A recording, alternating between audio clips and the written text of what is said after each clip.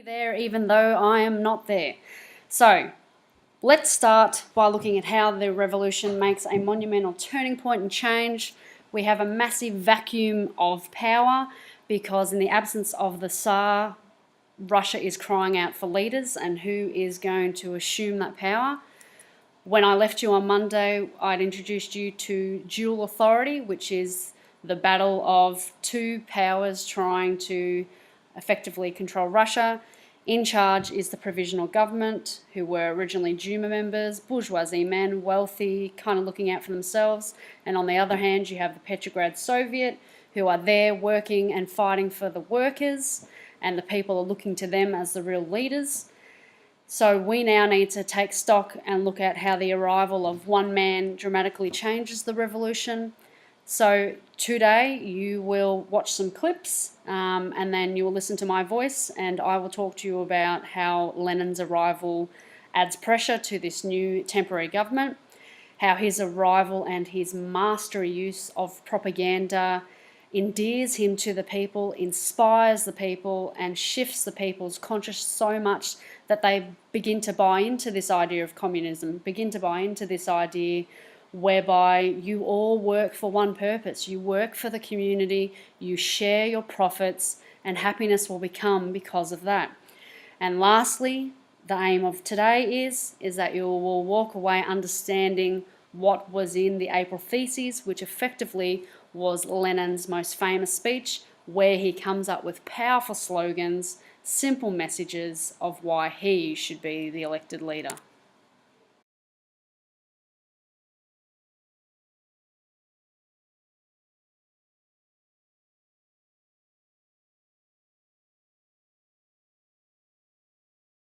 Tsar's abdication and arrest, and no one to replace him, the revolution appeared unstoppable.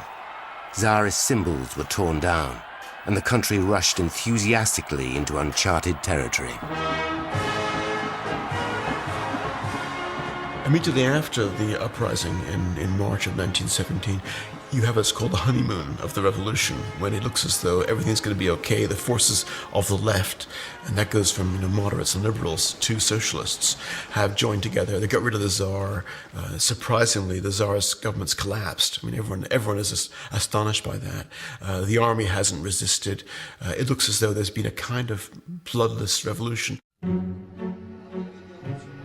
It is a time of ideas and ideals, and Kronstadt attracted radicals of all colors to come and spread the word. Barely a day went by without someone coming to tell us how we had changed the world. Of course, they were after our support as much as anything else. But there really was a feeling we had taken control of our own future. I remember one woman, Larissa Reisner, came and talked of poetry and books to set us thinking. It wasn't what some of us were used to, but we quite liked her. Especially Raskolnikov. За кого агитировать будешь? Братва, ну тихо вы дайте человеку сказать! Людей победить, нам надо быть умнее. Согласны?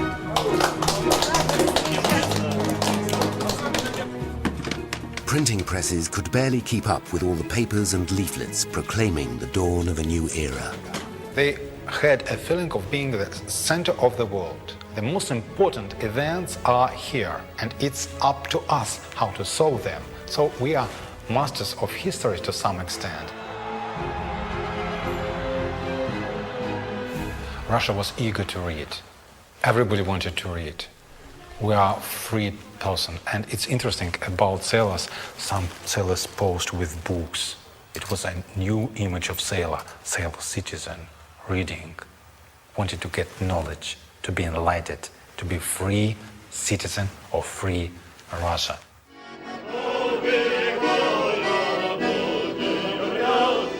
A groundswell of socialism was surging through the country, and the sailors were at the heart of it.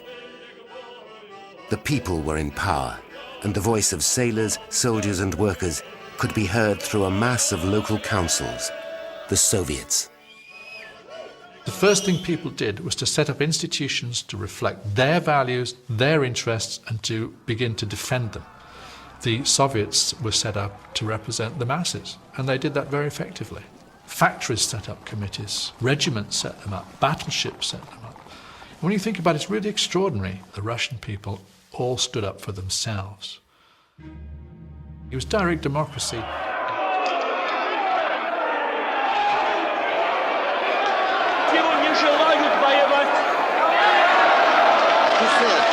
That our Russian soldiers at the front are also on strike. That is why they are leaving the front.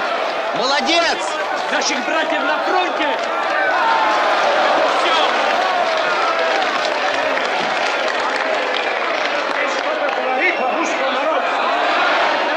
What's that? He says that the workers of England, France, and America will be left alone to fight Germany. Tell him he doesn't know how many workers in England and France and America are against the war. You lived in New York. Tell him that. You're right, America.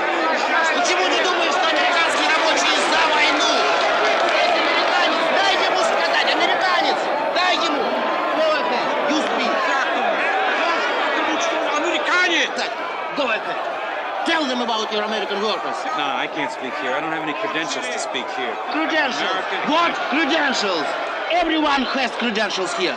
Председатель ask you to speak. Speak. I translate.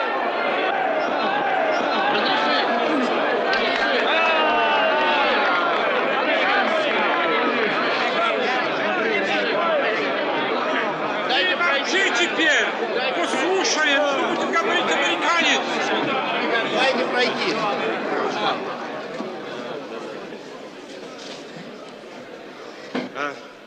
I only want to say that if you strike, the American workers will not feel betrayed. Американец говорит, что если мы сейчас пойдем на забастовку, то американские рабочие не будут думать, что мы их предали. They're waiting for your example. Они ждут, что мы They're пойдем waiting for your впереди. leadership. If you refuse to support the capitalist war machine, they will follow your example, and if the workers of the world stand together, the war can be stopped.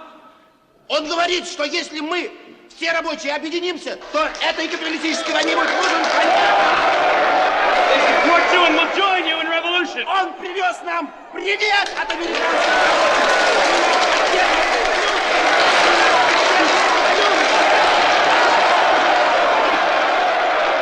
Да здравствует русская революция!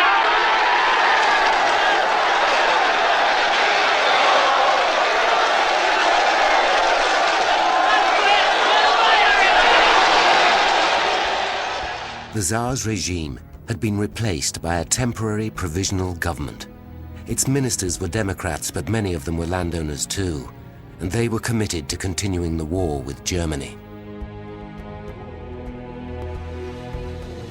Exiled revolutionary leaders had different ideas, and they were on their way home.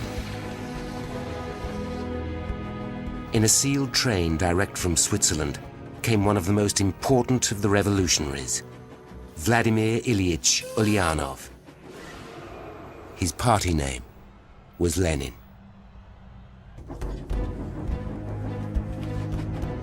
Lenin brought back to his homeland his Marxist ideals, and on the long train journey through war-torn Europe, he wrote down his template for a socialist future. The April theses essentially boil down to two things. One is all power to the Soviets, which means no confidence in the provisional government, and secondly, down with the imperialist war. But he would have to convince his party, the Bolsheviks. At last, on April 3rd, 1917, the long exile was over. 8 days after leaving Switzerland and 6 weeks after the February Rising, Lenin arrived at St. Petersburg. A large crowd met him at the station, and many of them must have expected him to congratulate them on the revolution they believed was won. But for Lenin, the real revolution was still in the future. When the new government talks to you sweetly and makes big promises, it deceives you. All you get is war, hunger, and landlords. But what you need is peace, bread, and land. The day after his return to Russia, Lenin addressed the Soviet in the Tauride Palace, and again he surprised his audience with a bitter attack on the government. Most of our Russian social democrats have betrayed socialism. We want to build the world all over again in the only possible way. By the working class and the poverty-stricken peasants taking power. By the greatest workers' revolution in human history. It is time to cast off the old 4 weeks after Lenin's return, Leon Trotsky arrived from New York. For the past 12 years, he and his supporters had been bitter opponents of Lenin, but now his brilliance as an orator and organizer were to make him a valuable ally of the Bolsheviks. On the battlefields, the Bolshevik peace slogans had immediate appeal. They sent agitators among the troops, and sometimes they even persuaded them that the enemy soldiers really were their brothers. The government, unnerved by army mutinies, made Kerensky Minister of War. Calling for confidence and discipline from the troops, he assured the Allies that Russia would continue to fight. An American delegation welcomed this assurance and recognized the legality of the new government. He's already fighting for 3 months. Now he joined the Bolsheviks and he's not going to fight anymore. But don't think he's afraid.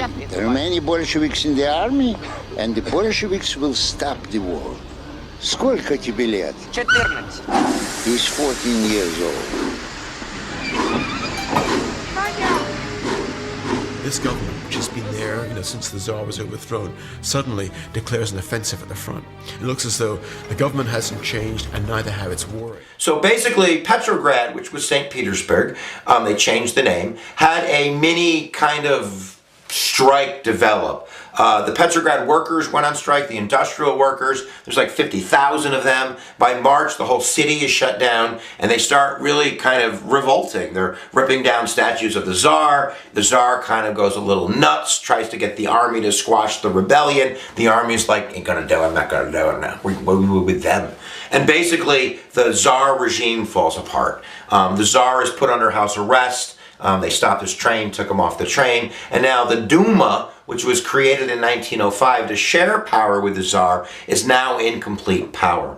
So let's take a look at like February to October and find out why this provisional government, which was a very social democratic orientated government that believed in civil liberties, why it didn't last. Because I think if it lasted, if it did some things differently, the world would be a lot different today. All right, so this is the period that some historians will call the dual power period, even though it's not really dual power. Dual power means you got like two institutions that are running the country. The real one running the country is the provisional government. And the provisional government was a bourgeoisie government. People that basically owned property and had influence, the elites of society. They're running the country, and they're basically social democrats, like Europeans. They want to vote, they want freedom, they want private property, they want capitalism. They want ownership of property and these sorts of things. And then you have the corresponding Soviets. These Soviets that were formed in 1905, in the 1905 revolution, that see themselves not as representing all of the people, but they literally see themselves as representing the interest of the workers. And in that period, in the beginning of that period, from what I've read, they didn't see an opportunity for them to take over. They didn't think Russia was ready for revolution. They saw themselves as like a political lobby group. And they met where the government met, but they didn't vote. They put influence on the bourgeoisie to make sure that the rights of the workers, the interests of the workers, were being legitimately, looked after. Kind of like unions in America, I would say. But the provisional government makes a big mistake. Now, the leader of the provisional government, Alexander Kerensky, right? He was actually a socialist. He kind of crossed over.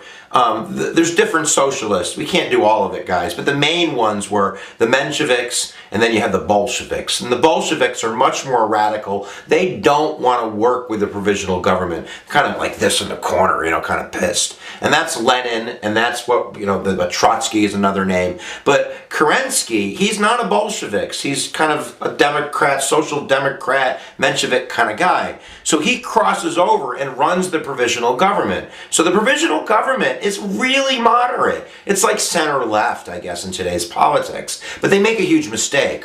And the mistake is they don't get out of World War I. So by not getting out of World War I, even doing all of the other things correctly, like freedom of speech and representation and, these types of social Western democratic concepts, the people are pissed. They're pissed because there's still conscription. They're still losing the war. They have a humongously bad economy. People are starving to death. There's humongous riots and strikes going on. And at the end of the day, they can't keep the lid Let's on. begin looking at the arrival of Lenin, how this arrival placed. So Lenin, realising that the Bolsheviks at this stage, in February 1917, 20,000 supporters, realising that we need to get in on this Petrograd Soviet. They have thousands of followers. They are representing the workers. There's millions of workers. The peasants are listening to them.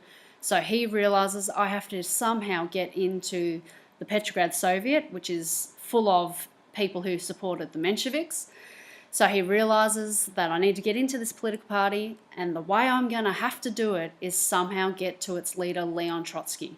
Now, how I'm going to get to its leader is I'm going to join with him and celebrate with him and debate the idea of communism, and together we will find that we have something in common. Once I've got Lenin Trotsky on my side, then I know that he is a master of organising things, and I'm going to get him to help me organise the Bolsheviks, who would have grown in numbers because all the supporters of the Petrograd Soviet would have come over to the Bolshevik side, and together we'll orchestrate a revolution, and that revolution will become famously known as the October Revolution. Now, continuing to take down your notes on page 38 in the Describe Lenin's Arrival to Finland Station, I will tell you now and talk to you now about his arrival at Finland Station. Now, please note, when I'm talking about Finland Station, I'm not meaning that he arrived in a station in the country Finland. Finland Station is actually a station that is in Petrograd, is in the capital of Russia. So we're talking about how he got to that station. Now, Lenin, who has been in exile for about 8 years, he's been living in a place called Switzerland, and he has been corresponding the whole time. He has been sending pamphlets and posters, and particularly, you would remember, he famously was sending propaganda to the Russian soldiers on the front line, telling them to desert the Tsar and abandon and become POWs. He now gets information that the Tsar has abdicated, and he realises this provisional government are only temporary. He realises that the people don't want this. They do not want these bourgeoisie, these wealthy men running their country. And he also starts hearing things that the Petrograd Soviet, the group who represent the workers, are growing by the thousands each day. So he sees, I've got to get myself back to Russia because Russia is ripe for the picking. The people want strong leadership, they want great ideas, and I reckon I can convince them to want this thing called communism. So, how is Lenin going to get from Switzerland all the way to Russia? Because blocking in between is a country called Germany, and Germany has successfully taken land around Russia because of World War I. So he needs to somehow broker a friendship with the German government, and he does just that. The leader of Germany is someone who you will remember from last year, Kaiser Wilhelm II. And the Kaiser is sitting back thinking, if I can get this revolutionary Lenin, if I can get him back to Russia at this point in time where they are in absolute chaos, I think I can convince Russia to abandon the war effort. And the Kaiser believes if Russia pulls out of the war, then Germany will win.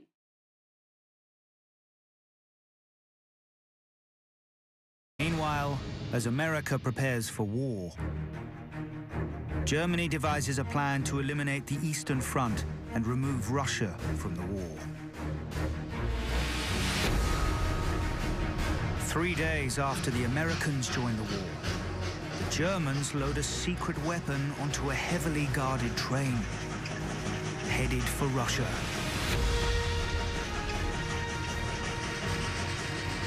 It's a weapon that promises to destroy their enemies from the inside out.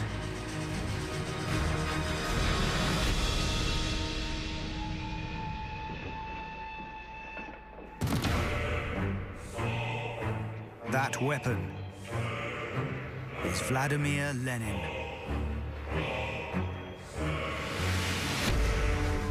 Lenin is the leader of Russia's communist revolutionaries.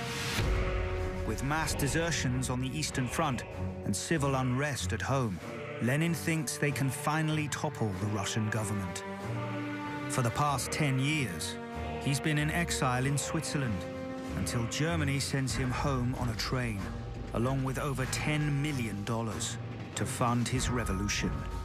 The Germans decided that they would take this enormous gamble and bring Lenin back to Russia to bring about a revolution to get Russia out of the war. That's about as radical a step as you can take. When Lenin gets to Moscow, he's greeted by one of his fellow revolutionaries. 6 times he's been exiled to Siberia, and 6 times he's escaped. His name is Joseph Stalin. Comrades. Comrades. Let me show you to your place. Reunited, Stalin supports Lenin as he plots an armed rebellion, playing right into Germany's hands.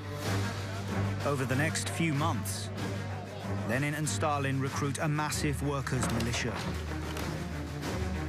And using the $10 million from the German government, they quietly amass a stockpile of weapons until they're ready to make their move. I have arranged to take the train stations and the telephone communications. And the palace guard. Many of our sources say they are sympathetic to our cause. Our timing has to be perfect.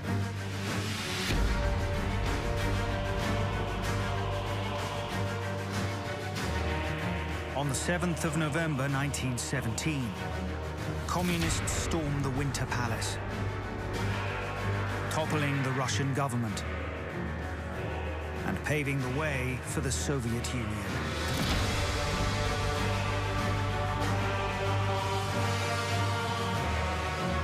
This is just the beginning, comrades. Just days later, Lenin signs a decree that takes Russia out of the war. The German plan works, bringing them one step closer to victory. So one of the major turning points of the revolution, and one way clearly of how Lenin was able to come to power, is his arrival back on the scene. So Lenin, you need to keep taking these notes on page 38 and summarising them, but Lenin arrives on the 3rd of April 1917 and he arrives at Finland Station. Now the one thing that I want you to notice is I've put up a map, and this map is of the ins and outs of what Petrograd looked like, the capital. And as we get to the October Revolution, these points highlighted with 1, 2, 3, these will become monumental, because the reason that a revolution can occur in October is because Lenin, with the use of Trotsky, will successfully maneuver all these fortresses and headquarters and stations, and they will use them to take down the provisional government, which is currently housed in number 2 in the Winter Palace. So the makeup of Petrograd actually helps Lenin to get to power. So as you'll realise, looking at number 1, that's where he arrives. He arrives at Finland Station. So you'll see that that is across the water. It is across the water from the Winter Palace. So he's arriving at this station, and if you look up in the top right corner, you can see the propaganda of his arrival.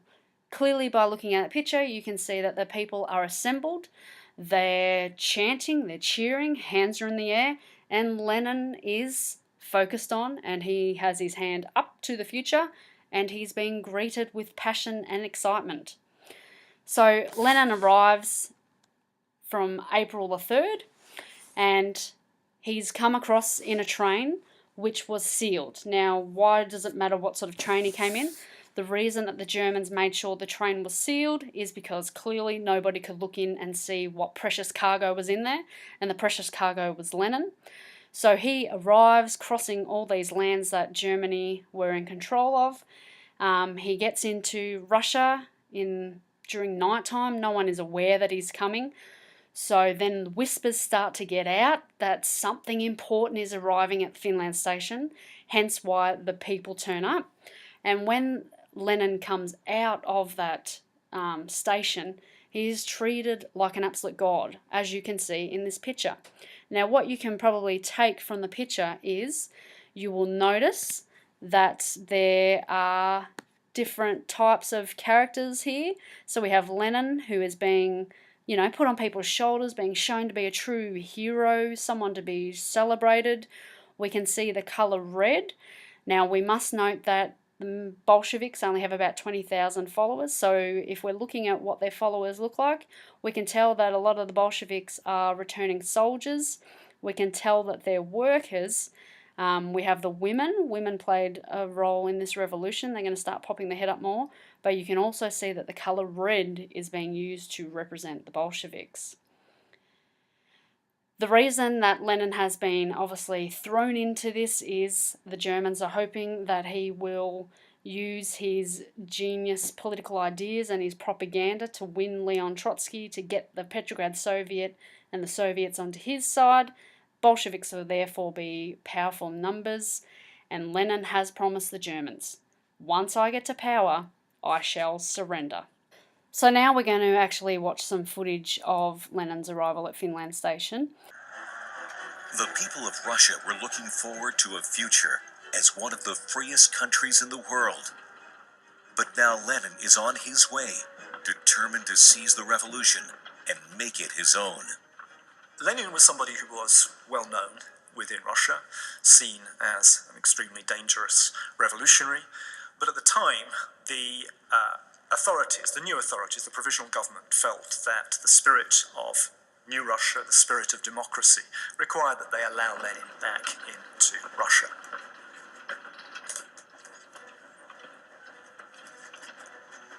Lenin brought back to his homeland his Marxist ideals, and on the long train journey through war-torn Europe, he wrote down his plan for a socialist future. He pronounces his 10 principles, like Moses coming down with the tablets, the 10 commandments, the April Theses, the 10 April Theses. The April Theses essentially boil down to two things. One is all power to the Soviets, which means no confidence in the provisional government, and secondly, down with the imperialist war. But he would have to convince his party, the Bolsheviks. A lot of his lieutenants thought him to be crazy. He just came from Switzerland. He doesn't understand the Russian situation. He had a very, very strong personality. He's one of those people who never appears to doubt himself. He always believes that whatever line he has is correct. And that's very powerful, that's very helpful. But if you're wrong, it's dangerous. And the problem with Lenin was that he could be as stubbornly wrong as he was brilliantly right on occasions. One of the greatest things about Lenin's arrival was just how the Bolsheviks used it to sort of create a story and a mythology about him. Now, you remember when we looked at Adolf Hitler last year, that the people adored and adulated and admired and were obsessed with him because he was portrayed a particular way. Well, Hitler was a genius because he took these ideas from Lenin. So Lenin is coming back and he has in his idea how he wants to be seen. And how he wants to be seen is, obviously, like a messiah. He is going to be this great man who restores Russia to power, who comes in and he's going to be a man of the people. Now, I want you to notice this man of the people by the way he is portrayed in this propaganda clip I'm about to show you. Now, this clip was created by the Bolsheviks many years after he's come into power, but it shows you how they've twisted to show his arrival as being the time in Russia's history when everything started to go right.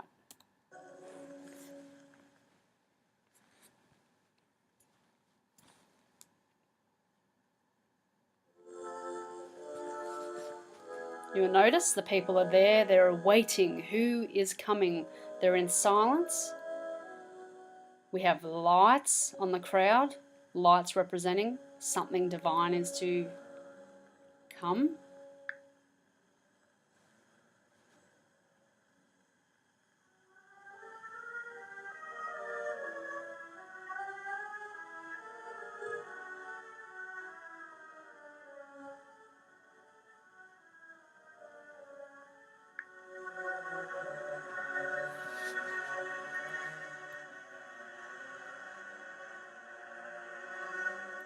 We wait in silence, we gasp. Then, oh my God, he's here, the Messiah, our Saviour.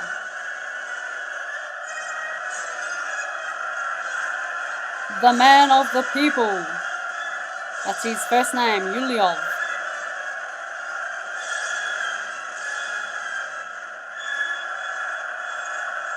So the people are erupting with joy, chanting for the hero. Here he is. He comes across the crowds, arrives by his train, jumps up, immediately jumps to the people and starts telling them.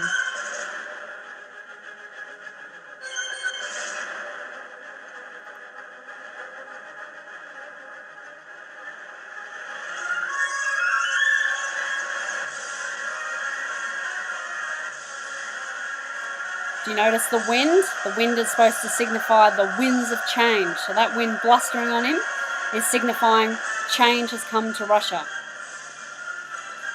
He's telling them you are not to support the provisional government. Socialist revolution means communism. The bourgeoisie. This government is the bourgeoisie. They're giving you no peace. They're giving you no bread. They're giving you no land. They've been charged 5 months and giving you nothing. So, as you can see, that is how the Bolsheviks got into the minds of the Russian people. They sold simple messages with minimum words in a nice, clear-cut way.